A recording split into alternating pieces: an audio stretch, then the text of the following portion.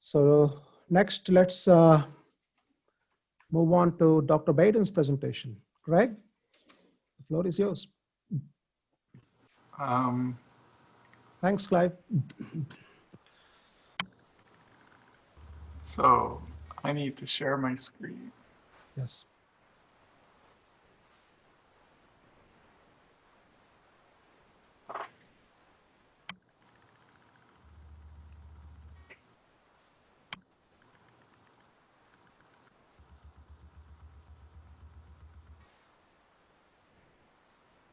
Can you see that? Yes. Okay. Where do I start? I'm now an old guy with a 35-year career in mining, of which I spent 15 of the years of that career mining an asteroid in northern Ontario in Sudbury. This particular asteroid hit is a 60-kilometer by 40-kilometer hit that took place a long time ago. What you see on the screen is the smelter that smelts the minerals and metals that are in there. I was one of the 10 guys running that corporation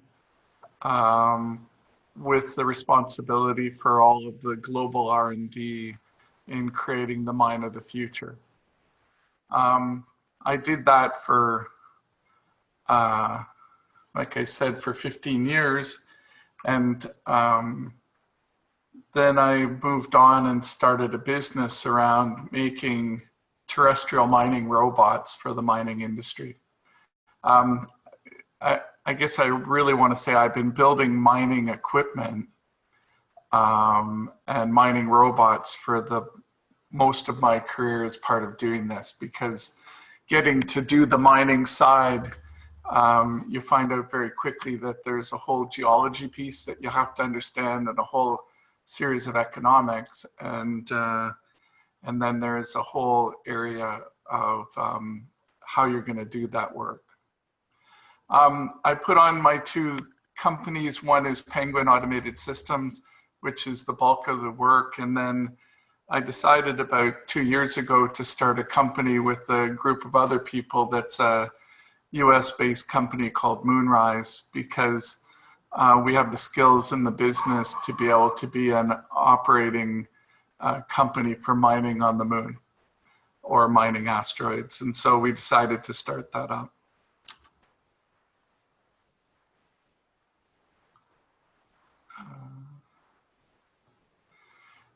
All that I just said is in there. I'll leave that. It's a bunch of boilerplate, but that's one of the jobs that I'm going to talk about, which is the building of the underground excavation for the Long Now clock outside of El Paso, Texas.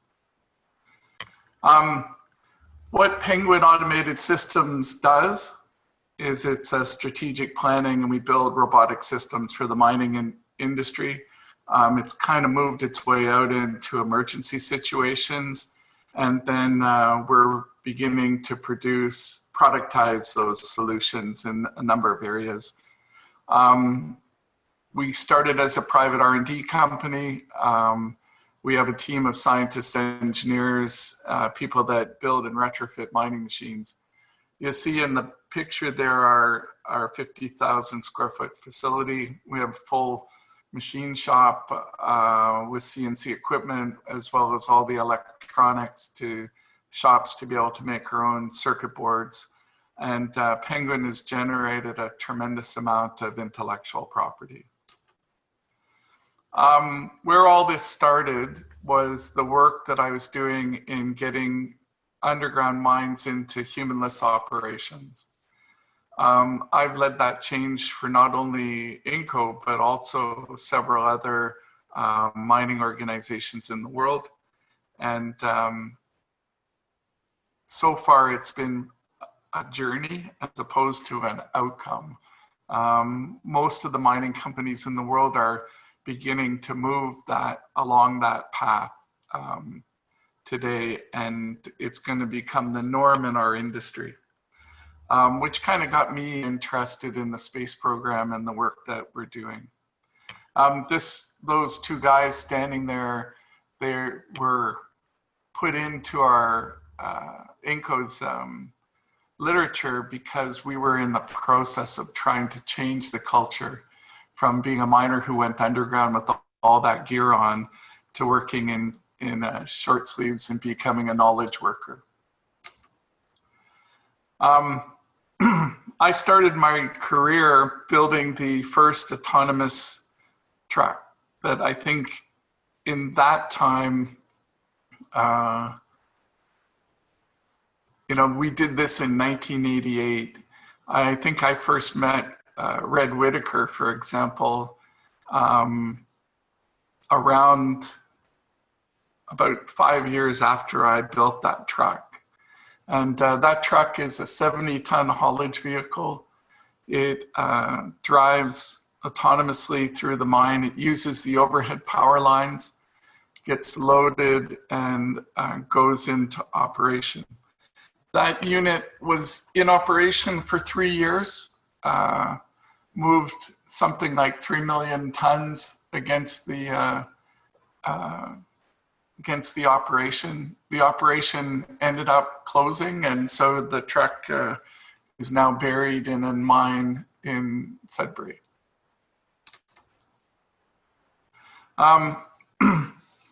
That truck led to a bunch of things.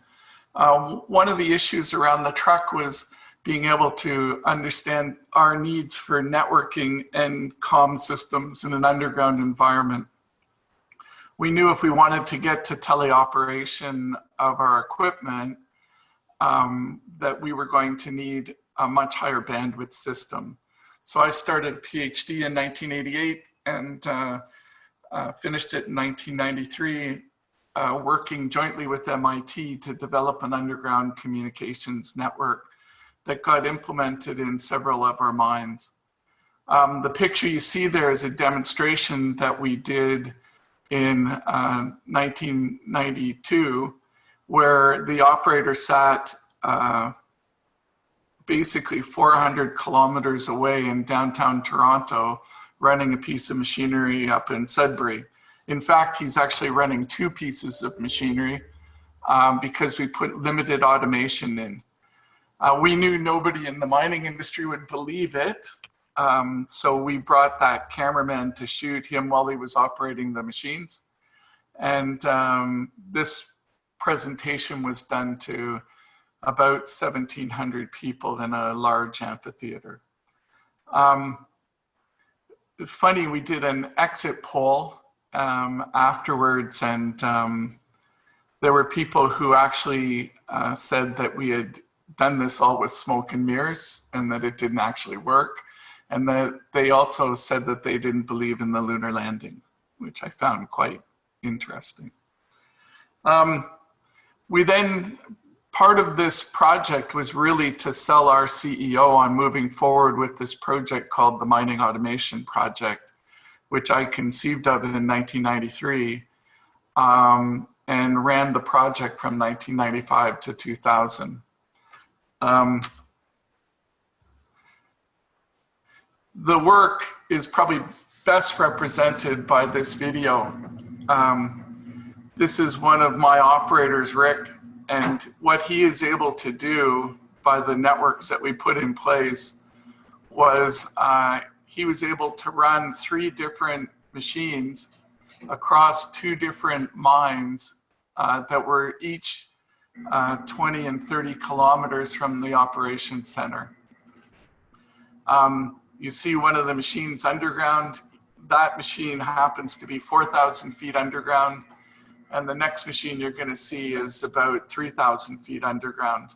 But he just shifted himself from one mine, which this flyover is representing, to another mine.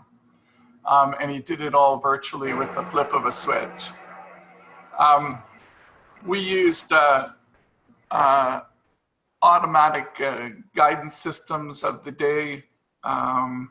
They were controlled using light tracks. The reason for the light track itself was because it gave a positive safety control on the outside for if an operator shut off the light track, the machine came to a stop, and we could work in that environment. We also did production long hole drill automation, and I want to get people a feel for what the mining industry is. I went to a presentation in Baltimore, and everybody kind of talked about them drilling and how important the drills that you guys were developing were going to be. In underground drilling, this drill that you see here drills about 30,000 feet a month. That is through solid rock, and those holes get loaded with explosives, and all that rock gets broken. And what we're looking for is about 2% nickel, 2% copper, and we get out of it another 30 odd minerals and chemicals. In this case, this particular guy ran 3 of those drills from a surface control room 25 kilometers away. And you can see his control center. We couldn't get the people in our industry to put and combine control centers together to run these units. And so we had to do all that electronics ourselves, and we built all that up. If you notice, we had JPL come to visit that center back before the Mars mission, and they used that to justify a drilling mission on Mars because somebody on Earth was already doing it. That unit was only shut down about 2 years ago. It had been in complete operation for 25 years, going from the time we did this original work. It used the comm systems in for my PhD thesis to run that and several of those other machines. So I want to talk to you now about the mining automation program for a minute. We put this together, and you have to be in the context of the day, but my job was to create the automated factory equivalent, automated automobile factory equivalent for mining. And so we formed a consortium of one of the largest equipment manufacturers out of Finland, one of the largest explosives companies out of Sweden, the Canadian government, and we had people out of Utah and several other places work in this $50 million US investment, which we put together. At the same time, I was put in charge of running the research mine, which essentially was a telerobotic mining pilot plant. And the idea was to do a benchmarking study of current operations against what our future robotic operations would look like, test those performances, and then come up with a financial analysis of what it would cost to install a system and what the economic results of doing that would be. That research mine itself was a $250 million investment over 10 years of my career that I was responsible for. I wanted to show you this, the outcomes of it. One, the first outcome was developing high bandwidth networks to cover underground mines, which was patented. Now, I want to just say a couple words about that. If you can imagine, going underground has some very significant advantages. One is that we were able to duplicate the radio frequency spectrum in its entirety for running these robots. So we were not bandwidth limited in creating underground robot systems. But it came with other problems, which were subsurface GPS denied positioning systems. And I've worked on that for the last 25 years of my life, and I was just awarded the patent for underground positioning by the US. We developed several mining robots, tunneling robots, which consisted of a cooperative set of four robots, production robots that consisted of another 3 robots that were required, and those were implemented and field tested. I don't have time to show you all that, but we've done all that, and I'm going to try and show you some videos of it. One of the important pieces, and I just want to show you this video of the operations center that we built. So in there, each one of these operators is running a different type of robot from a surface control room. We had scoop trams like the ones I showed you, jumbo drills, long hole drills, everything running from that operations center. To give you an idea of the financial outcomes, we saw a 10-to-1 labor savings in what we did. We also saw a huge increase in the value of the mine itself, because now we were able to mine it faster. And I would need to give you a lecture in mineral economics to have you understand that, but suffice it to say that we took the value of our ores up by several orders of magnitude. We had all these different types of tele-autonomous equipment, 30 robots in total that we were running from our operations centers. And we did that over one comms network that allowed us to work in that field. We've now generated many man years of teleop experience at varying latencies from 35 milliseconds to 2 seconds, and we understand how to work in those environments and still get that kind of work done. One of the big things that's coming at us is exploration drilling. And so I wanted to show you a video of an exploration drill in the field. These drills drill roughly up to 2,000 foot holes, try and understand how the strata of the earth has been formed. And we look for joints in the rock structure. We look for minerals to be able to do the kind of things that we want to do. When I worked at Inco, I was responsible for 20 diamond drills working in the Inco ore bodies distributed over those 60 by 40 kilometer basin. We did on average 750,000 feet of diamond drilling per year to explore one asteroid hit.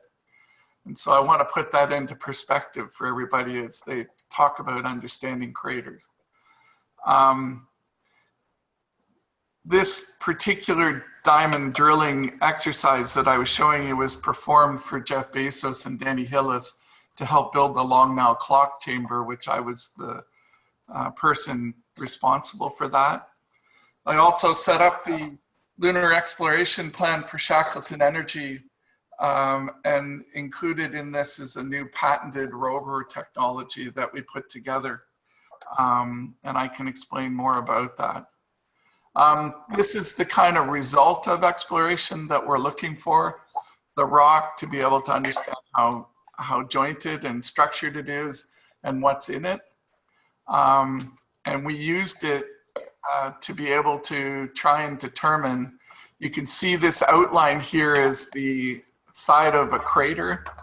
And we were putting in this excavation in for the clock. And we were looking for what was going to stand up, what was going to fail, and why it would hold together. That I think is going to be important in a lunar context, which we'll talk about in a minute. I was asked by Mike Earnhardt and Darlene Lim to attend the NASA Desert Rats and review and look at this device, which is the current NASA exploration device for taking astronauts out onto the surface of Mars. That essentially in the back end of that is terrestrial equivalent to what a geologist does when he's prospecting or she's prospecting. And what Darlene and Mike wanted to know was what we could do to really automate that for the astronauts. And so I have quite a good idea of what they were trying to do. I personally have talked with some of the NASA medical people, and that device is going to be a very dangerous device for astronauts because one of the guys that I worked with called it a radiation concentrating device that would likely cause a huge amount of problem for astronauts. Well, we can get into that discussion at a different time. Mining technology is going through a major transformation. I'm in the process of writing a chapter for the Society of Mining Engineers Handbook on the future of mine automation across the globe. I wanted to show these three pictures. That is a teleoperator running the robot you see just below him. It's our equivalent of a Mars rover. And these other two machines off to the side are kind of like transformers. This particular project was done to try and get a mining screw up fixed up. We had 575 holes loaded with 360,000 kilos of explosives. To put that into the right context, when Timothy McVeigh blew up the federal building, it was 5,000 pounds. So this 360,000 kilos of explosives, which is very dangerous. And one hole went off, nearly killing 4 people, and it was our job to robotically dismantle the pattern. So we were doing the equivalent of a bomb disposal on a much larger scale than people have ever seen. And it required cooperative robotics. We put thermal imaging cameras in. We had pattern recognition technology we used in doing the work. And we emulated reality with some of the pictures that we generated for our clients. Part of what allows us to do that is I hold a lot of know-how in robot mapping and surveying. I see DARPA has a big competition that right now is going to try and reinvent my patents, which I find quite interesting. But this is a survey crew from the old days. This is a survey crew that I would see today. And this unit here is a little takeoff of R2-D2 for doing surveying underground. And what you see is that I've patented the ability to be able to gather data, the equivalent of the Google car for underground space. And every single point you see in that picture is geolocated to within 2 centimeters underground. And so these are a series of tunnels that are located underground here in Sudbury. And we went in with that little mapping unit and we mapped it. We're able to do this kind of mapping and not use GPS, which is something that is quite important for our industry anyways, because doing this underground you just don't have access to GPS.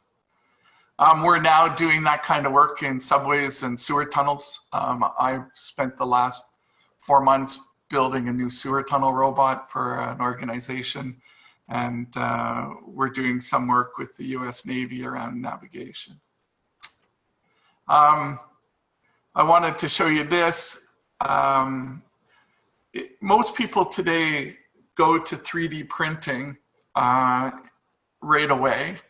I want to get you to understand that in a mine, you won't 3D print the head inside of the mine. What would be the head on the 3D printer is what you need in equipment and robots to be able to work in an underground mine. And so the robot that you see on the back of this unit is a CNC mobile robot. It would be the equivalent of a CNC milling machine that you would see in a machine shop, but now it has a mobile base and it's able to do its work in a mathematically capable environment. We also have had to invent new communication systems to work underground, which also work underwater. And those are, that is an optical communication system that is something that I know NASA is looking at. In our case, we used a combination of optical comms with Wi-Fi 2.4 gigs and 5.8 gigs to be able to run the robot. This isn't a Rumba. This is a large machine. It's a 6-ton machine, and it's working with the optical comm system. We drive it around and we're able to do some really fancy work because it's geolocated the whole time. I want to talk a little bit about the robot itself. We are beginning to use this technique, which I've been trying to explain to people as meta mining, where we're taking the data we gather and using it to mine. So for example, you can see in this picture, the robot has a 15-foot extension and a 30-foot height that goes in and drills a hole and loads explosives. That happens in an area where people are not allowed to go. And placing the explosives is a very difficult job. And so what we've been doing is taking the data that we gather on the scanners and then putting that into gaming engines, and then using the features inside of the gaming engines to let the operator get engineering drawings of how to do it. And we have to do all that from 500 meters away because of the potential for groundfall. So we have the original truck with its command center in it, and it runs this unit that goes 500 meters down the tunnel, and then reaches in and puts that explosives into the hole for blasting. To give you an idea, the arm is the equivalent of what SPAR MDA built, but for mining. And it's a large extension arm. We don't need speed in our business because we only take 5 of these shots a day. But what we need is precision. And so this arm has been built to go on the end of this mobile robot. You can imagine putting an arm with that kind of weight on it. You need a fair bit of weight in the back. So I want to now kind of take you into the mining, lunar mining world and how I kind of got my start in it. After I left Inco, I became the Dean of Engineering at one of the universities in Canada, and I won a Canadian Research Chair because of the work I had done in robotics. Brad Blair approached me about getting involved in the lunar digging competition. And at that time, Canadian companies weren't allowed to go in it. And so I told Brad that I would build him a robot, which you see here, that went into the lunar digging competition. That was the first time that Ames had set up for doing teleoperation on the moon, and we simulated the time delay of being able to run this robot over the area. It was all emulated on this machine, which I was involved in constructing over my years, which is called a HEG loader. HEG loaders are now used all over the world for mining, and there's companies around the world selling them. But this is just one of them. But I wanted to put in this video so you could see how this little robot works. It essentially digs And in this case, we went into kind of more difficult soil than NASA had. They were putting in simulated regolith, and we were actually digging soil. The soil would come up and be taken by conveyor and dumped in the box to be able to put into the oxygen converters that they were thinking would happen. So now let's talk about mining. I got asked by the Canadian Space Agency to build a plan for lunar mining because that's where Canada's expertise lies. And being senior mining engineer probably in the country, I put together a plan for the Canadian Space Agency, which ultimately was done to allow them to go to the government and ask for $350 million or $360 million to fund MDA and several others in the Canadian thing. What I learned by doing that is if you write those proposals, you can't bid on them. And so I wasn't allowed to bid on them. I had to stay in the mining industry.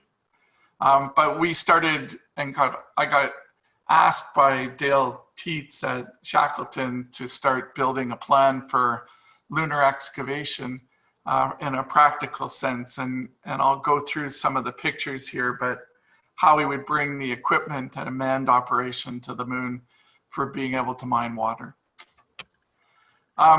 Jim Logan, who is the former medical head of NASA, provided this graphic for me to show that radiation was going to be a fairly massive issue and that it was going to need to be dealt with.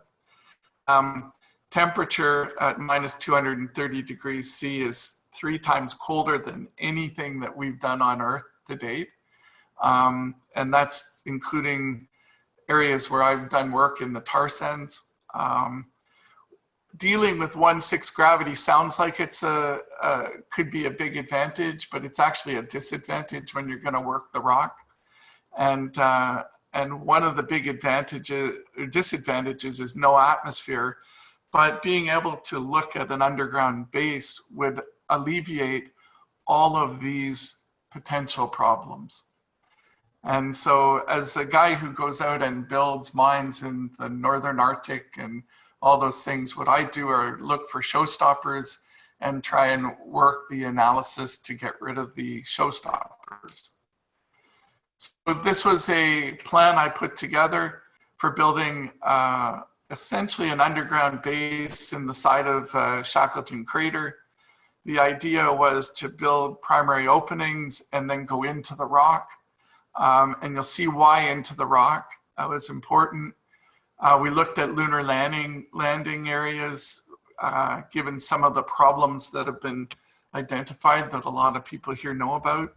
And we also looked at building a new kind of, not an airlock, but a water lock to protect astronauts for radiation purposes. And so we would have a man entrance and an equipment entrance to get into the operation. What this idea does is it dramatically lowers radiation exposure.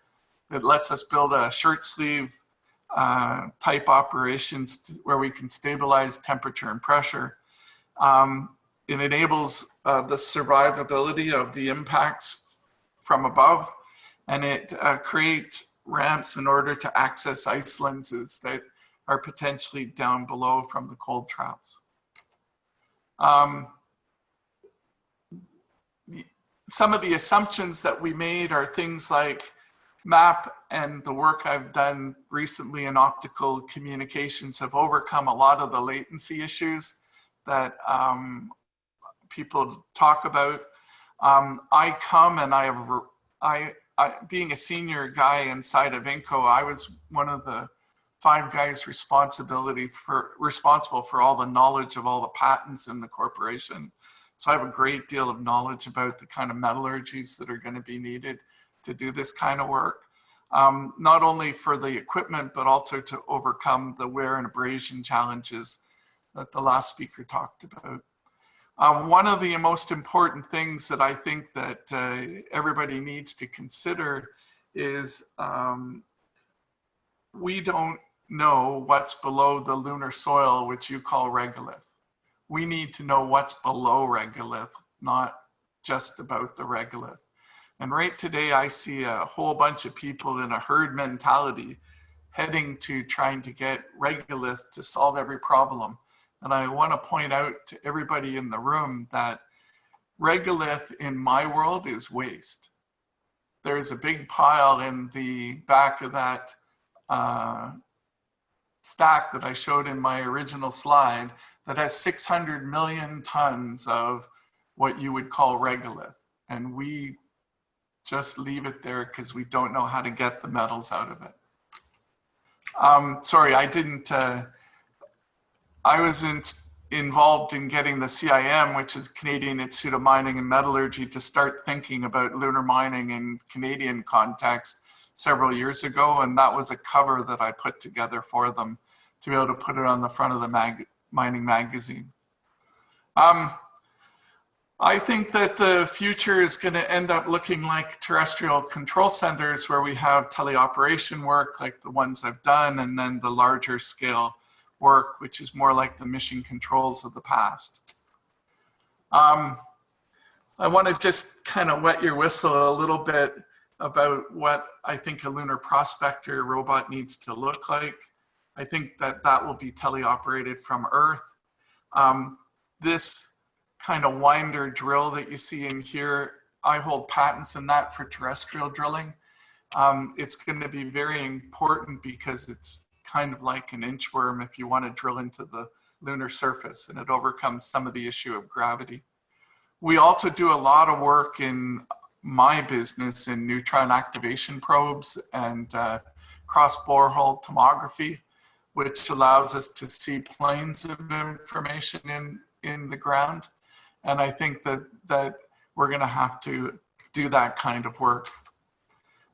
This was an outline of Shackleton Crater. And I think what's important for everybody to understand are that the targets of interest are H2O, CH3, NH4, and any other volatiles. What we look for in the mining industry is quantities, quality, and the variance on the geostatistics.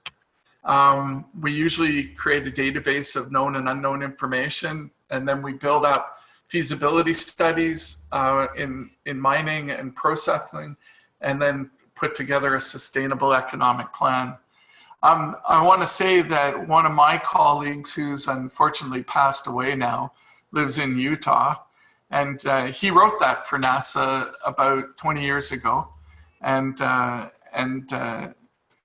he and I had talked about this over the years, that when people finally get their heads wrapped around it, they're going to have to make money to do this.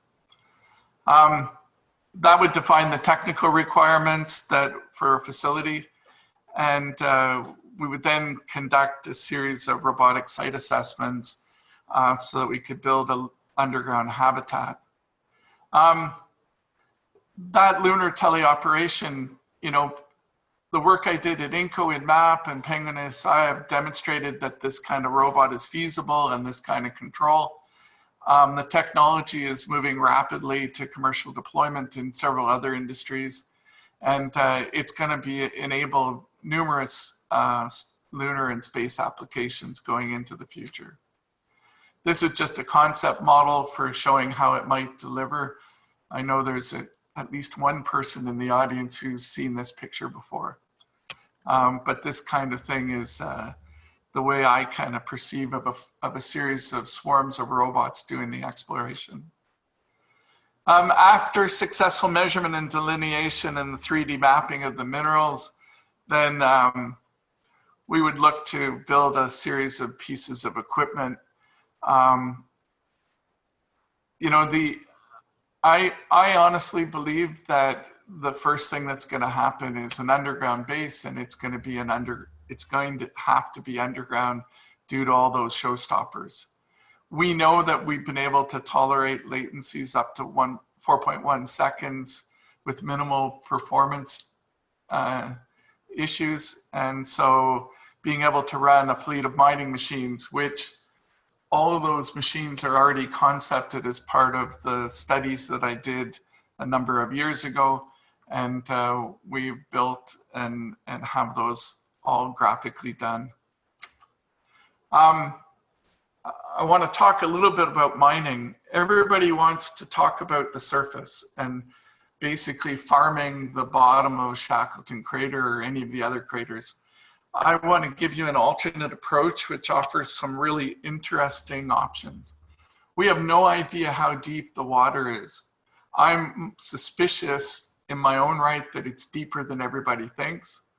This is a technique that we use in mining to get surface deposit. We go underneath and let it collapse down into the mine. If you notice in this picture, we have water locks in here, which we can send robots through to gather the volatiles out of this. And we can even do some of the processing now because we'll create an H2O, an oxygenated environment in an underground base. I think that, and I know there'll be a huge debate because everybody in the world today believes that you can do everything on surface on the moon. And I want to tell you that I come from a world where we do everything underground. And, you know, I've had friends involved in creating the seed vault in Norway, creating military bases underground, all those kinds of things. And it's a completely doable thing to do that on the moon. Some of the things that we need a proper prospecting and exploration mission. We need to understand the surface regolith geotechnical requirements. I think we need to understand that regolith is the earth equivalent of soil, and what's under it is going to look, I believe, a lot like earth. And I believe we're going to find regular ore bodies, just like we have on Earth, on the moon. The gravity allows us to mine more of it, and the moon could become a much larger mineral base than everybody thinks today. Subsurface features, things like the volatile lenses, we may be able to get them. And then if you want the mining industry involved, you need to tell us what products you want, what kind of propellants, what kind of consumables, what kind of building materials, and in the long term, metals and nuclear, because we have mines that do that all over the world today.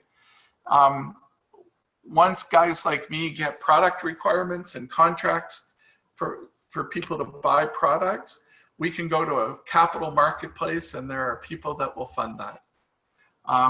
We have a really interesting thing in Canada, which is called flow-through shares, which allow investors to invest money into exploration and end up making it almost giving them huge tax benefits to be able to do that kind of work. So in summary, we have an initial plan that's been established. The plan, I believe, will occur provided there are the polar volatiles of sufficient scale and quality. And if it's there, we can build an underground manned-rated lunar base. It's a shirt sleeve base, and a lot of the initial plans been started by the mining industry under this CSA contract.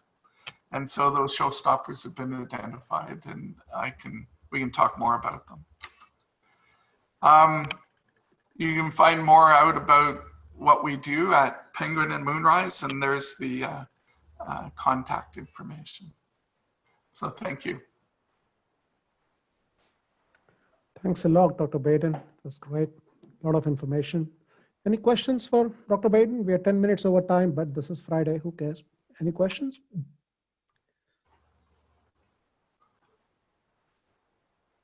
You can directly ask him. Unmute yourself. Hey, Greg, it's Tim. I have a quick question for you. Sure. So in my discussions with VCs who are interested in lunar resources, we've kind of identified that there's about $60 to $120 million a year available right now for investment into lunar prospecting and lunar mining and some of the early phase stuff. If somebody came to you and said, I've got 60 million a year and I need to get some value. My value horizon is 10 years. But I've got to park it with a smart person doing the right things. What would you be taking that 60 million to do? Where would you really start to peel this onion from? Well, one of the things that I have proposed already, which I haven't talked about here, is building a lunar de-risking facility. I believe that kind of facility can be built in the rock here in Sudbury. Essentially, it's a neutral buoyancy chamber of a scale that allows you to simulate underwater mining.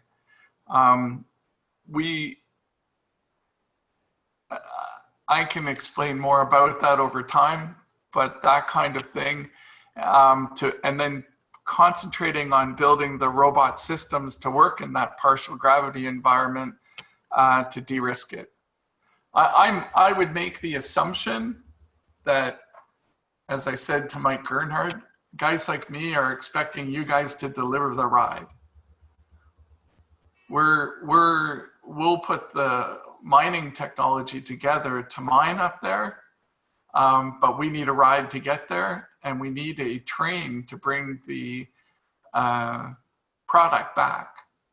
And so if you think about it as a train, one of the things Bill Stone proposed was an aerobraking system, which was a really interesting concept that I think needs to be looked at more fully. But that's what I would do. I've got a good team of people. I think we need to approach it from both a surface point of view and an underground point of view to doing it. Because if the water is entrained up close to surface, then you need to be able to cover that. But I also think that you need to do it in an underground environment as well. I think if we take a process like that and we work on it in that fashion, that there's large terrestrial applications that we could spin off a huge amount of benefits from, because I know that industry really well. Hey, Greg. Yeah. This is Andy Quast from Northrop Grumman. How important is water in the actual drilling process? I mean, I understand the desire to get to water, but I don't have a easy access to it on the initial drill to get down there. So obviously it's important on terrestrial operations of drilling. Is there a way to drill without water, or is it critical to the process? Dry drilling is something that we would do in a heartbeat in the terrestrial mining industry. The reason we don't do it is for safety reasons alone. We don't want the dust coming up into our operators for breathing in, because you create silicosis and all kinds of other problems. So dry drilling is something that I would look forward to. So I'm going to have to bring enough water to drill to a hoped anticipated reservoir of water to keep the process going? No, you don't need to bring any water. You want a dry drill. Oh, I'm saying. You're saying you can do it then. Okay. Yeah. Okay. I misunderstood. I thought you said you didn't want to do it. Yeah. All right. Hi, Greg. There is a question in chat. Could you talk more about solutions for overcoming the abrasivity of lunar regolith? Well,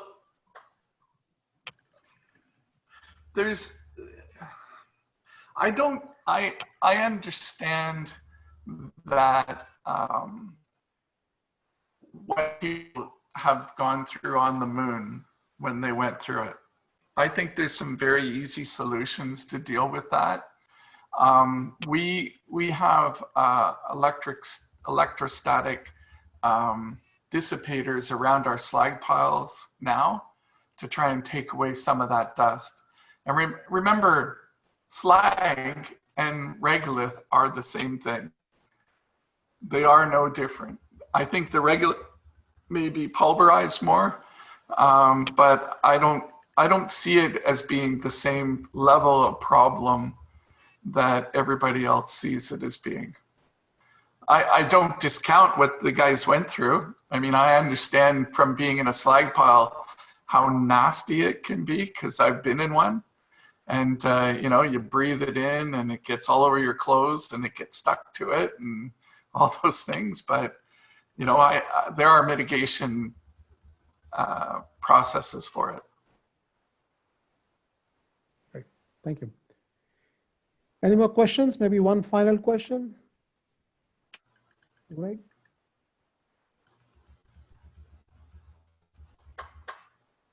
So one question from me, Greg. So do we absolutely need a terrestrial test bed for lunar mining, given that there are differences in geological features? I think, I don't think anybody would have gone to space without terrestrial test beds. Like the neutral buoyancy tank I think was really important. So I think that, you're going to have to de-risk it before people, to put it in the right context, that smelter today would cost $30 billion to build. The mining operations in Sudbury that I was working on would probably be a $300 billion undertaking. I would expect going to the moon would be something in that order when we're all said and done, if we're there on a commercial basis. And if that's the case, people are going to want that process de-risked before you get there. And I don't see how you de-risk it by being on the moon. Great. So yeah, thank you very much. We are 16 minutes past 4. It was a great meeting, a lot of information. Thank you. And so our next meeting will be in the last week of January. So happy holidays. Yeah, take care. Thank you, Greg.